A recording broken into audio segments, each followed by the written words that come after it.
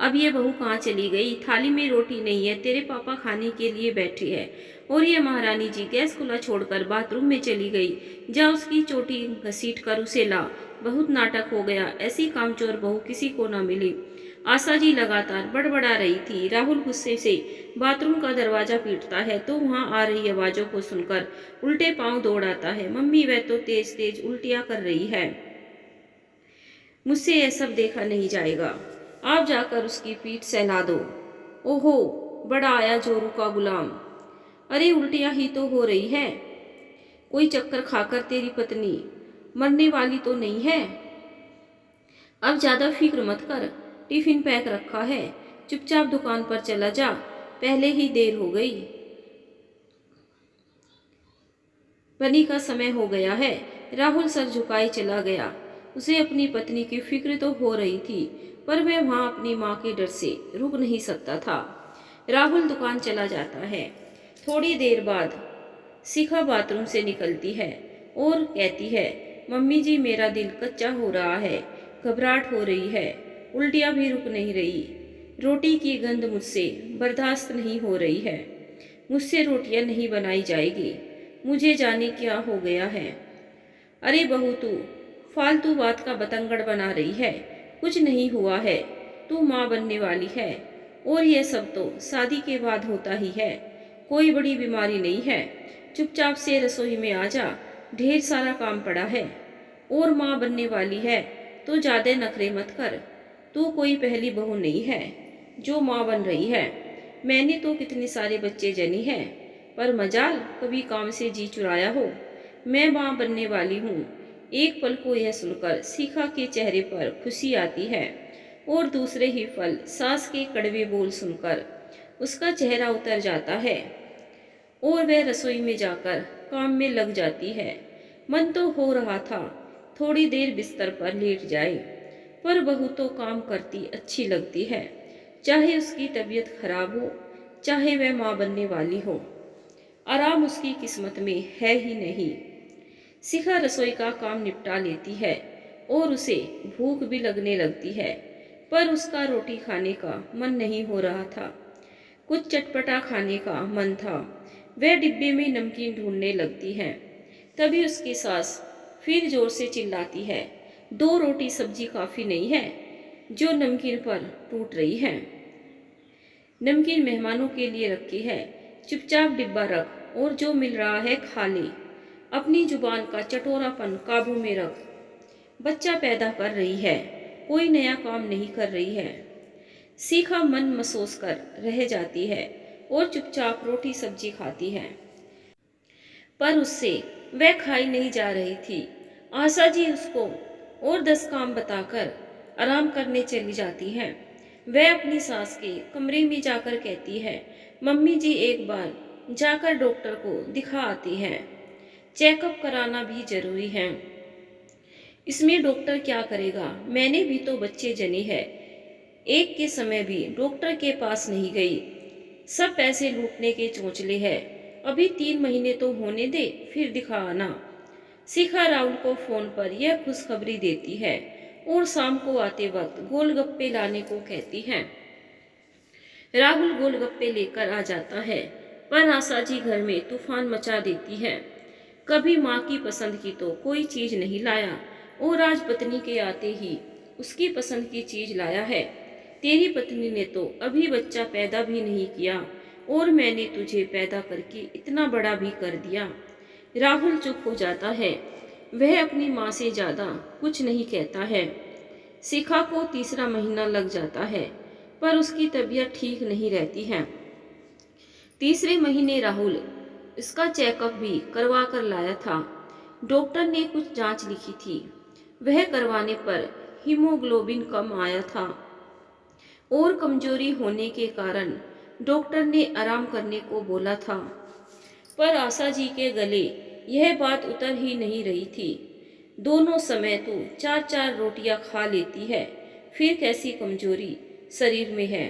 मैंने भी तो बच्चा पैदा किए हैं, मुझे तो कभी कमजोरी महसूस नहीं हुई। 2 घड़ी आराम नहीं किया, सुबह से लेकर रात तक चक्कर गिन्नी की तरह काम करती थी। पर यह आजकल की बहुएं एक बच्चा करने में ही ससुराल वालों को चक्रघिन्नी की तरह घुमा देती हैं। यह खिलाओ वह खिलाओ और इन्हें बिस्तर पर बस आराम करना है। पर मैं ऐसा नहीं होने दूंगी। देख शिखा, तू पेट से है और इस परिवार को बच्चा देना तेरा फर्ज है। इसीलिए तू तो हमें एक अच्छा सा गोलू मोलू सा लड़का पैदा करके दे दे। बस इसीलिए ही तुझे ब्याह कर लाए थे कि तू हमें वारिस दे देगी। और यह क्या, हर बात में राहुल को घसीट लाती है। बच्चा तुझे पैदा करना है, राहुल को नहीं। उसे तो दुकान पर काम करना है, 2 पैसे कमा कर लाएगा तभी तो घर चलेगा और तुझे रोटी मिलेगी। शिखा भी अपनी सास के सामने कुछ भी नहीं बोल पाती और राहुल भी माँ के आगे डरा सहमा रहता है। एक दिन शिखा सुबह रसोई में सलाद काट रही थी और फिर प्लेट में लेकर खाने लगी तो सास ने हाथ रोक लिया। सारी कच्ची सब्जियां तू ही खा लेगी तो पकाएगी क्या? मम्मी जी, अब मुझे 6ठा महीना लग गया है और डॉक्टर ने खूब सलाद खाने को कहा है। पहले तो उल्टियाँ की वजह से मैं कुछ नहीं खा पाती थी, पर अब मुझे भूख लगती है और मेरा वजन भी बढ़ रहा है। तो डॉक्टर ने कहा है कि रोटी कम खाओ और सलाद और फल ज़्यादा खाओ। यह सुनकर आशा जी गुस्सा हो जाती है। ऐसे कौन से डॉक्टर के पास जाती है? हमने तो रोटी खाकर ही आराम से बच्चे जाने थे। तुम लोगों के तो नखरे बहुत है। फिर रसोई की ओर नजर दौड़ाती है। वह पूरी रसोई बिखरी हुई है, सिंक बर्तनों से भरा हुआ है और महारानी को सलाद खाना है। यह सब छोड़ पहले रसोई तो संभाल ले, बर्तन निपटाकर रात के खाने की तैयारी कर ले। हम क्या भूखे रहेंगे?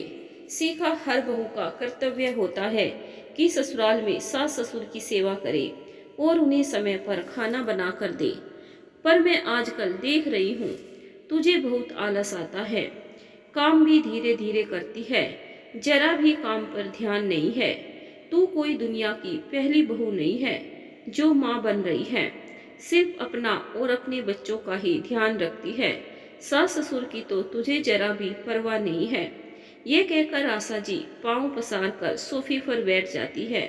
शिखा अब वजन भी बढ़ गया है, सांस भी फूलती थी, पैरों में सूजन रहने लगी थी, पहले की तरह फुर्ती से काम नहीं कर पाती थी। प्रेगनेंसी में वैसे भी थकान जल्दी आ जाती है। सास है कि 2 घड़ी आराम करने नहीं देती थी। वह तो बस चाहती थी बहू मशीन की तरह लगी रहे और हर काम कहते ही कर जाए। पर शिखा कमजोर होने के साथ साथ बीमार भी हो रही थी। दिन भर शारीरिक रूप से थकान तो हो जाती थी उसे, पर दिन भर सास के ताने उल्हाने शिकायतें और उसे मानसिक रूप से भी परेशान कर रहे थे। अपने पति राहुल को कुछ कहती, पर राहुल अपनी माँ को कुछ बोल नहीं पाता था। वह बस कमरे के अंदर ही शिखा का साथ दे पाता था। शिखा को 7वां महीना लग गया था। अब वह और भी परेशान रहने लगी थी, रात भर सो नहीं पाती थी और सुबह जब आंख लगती तो उठने का समय हो जाता था। अब तो आशा जी उसे रोज देर से उठने का ताना देती और फटकार लगाती थी। उसकी यही अपेक्षा रहती थी कि बहू पहले की तरह 5 बजे उठकर जल्दी से काम निपटाए और सास ससुर की सेवा भी करे। राहुल कुछ बोल नहीं पाता।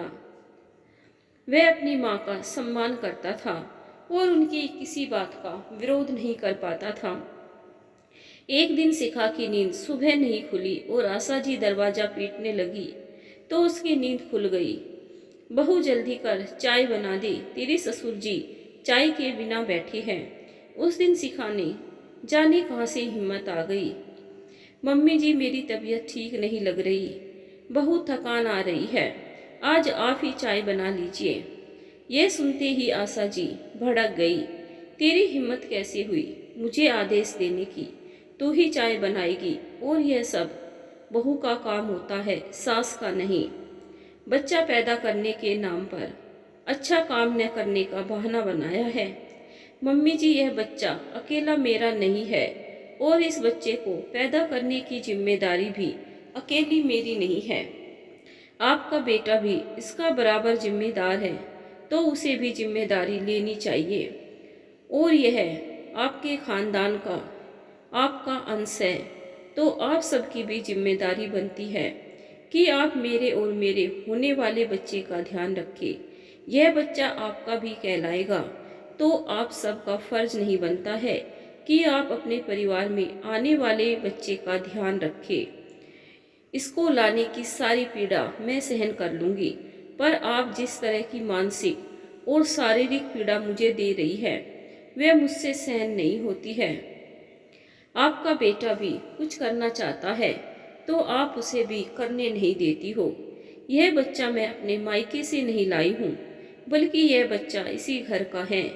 आप लोगों को यह समझ क्यों नहीं आता कि जब बच्चे की माँ इतनी तकलीफ झेलेगी, तो होने वाला बच्चा स्वस्थ कैसे रहेगा।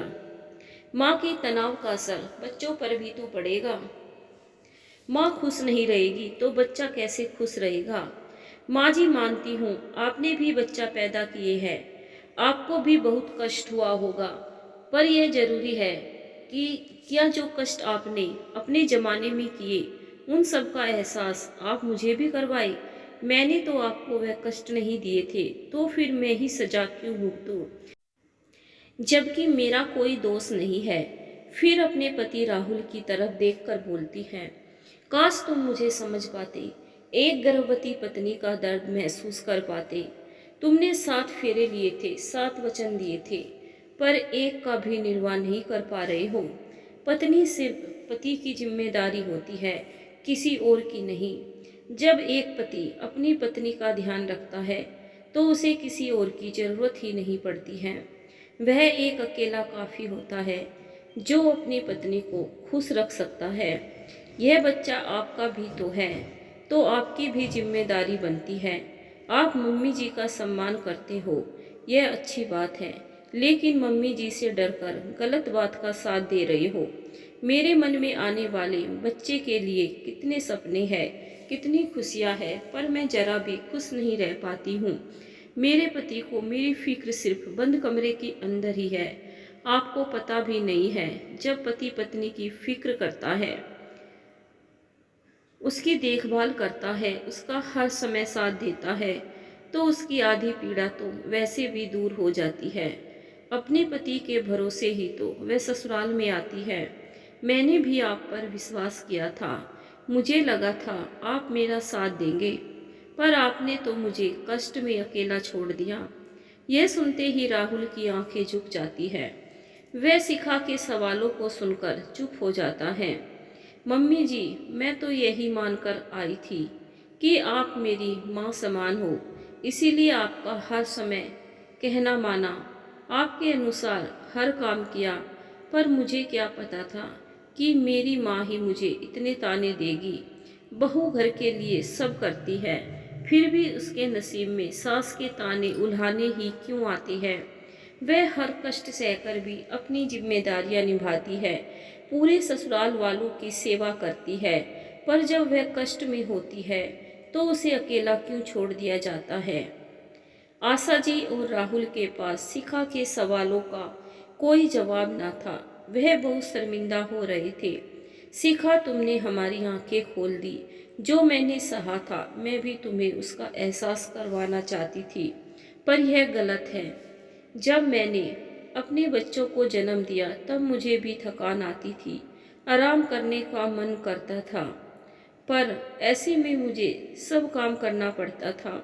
बहुत सारी कड़वाहटें मन में है, और वह कड़वाहट मैं तुम पर निकाल रही थी, पर अब ऐसा नहीं होगा, मैं भी बराबर मदद करूंगी।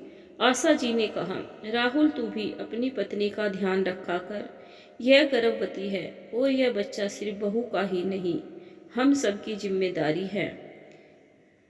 यह कहकर आशा जी रसोई में चाय बनाने चली गई।